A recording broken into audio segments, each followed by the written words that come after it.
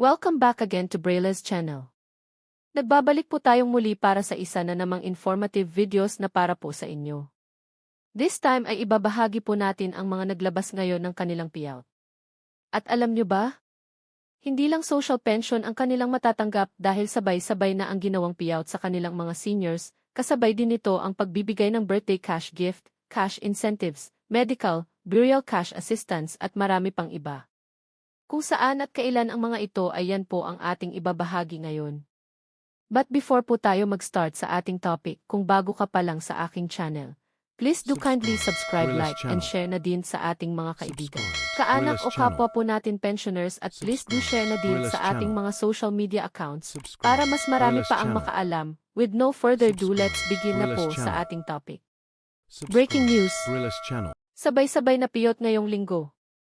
Social pension, cash incentives plus birthday cash gift, medical at burial cash assistance at marami pang iba. Para sa mga seniors at PWDs, NCR at iba pang lugar alamin.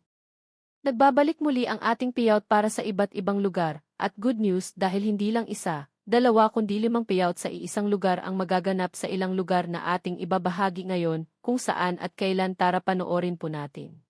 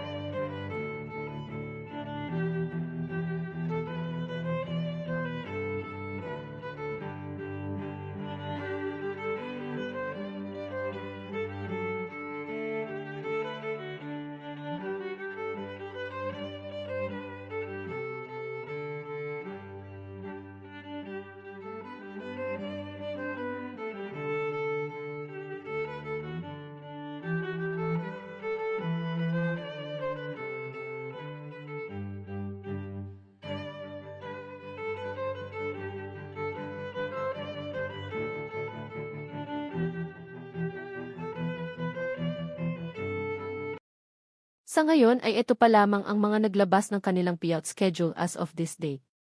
Para sa mga may katanungan o hinaing sa inyong pensyon o iba pang benepisyo, ay maaari po kayong makipag-ugnayan sa inyong barangay o OSCA office para sa agarang kasagutan. That's it!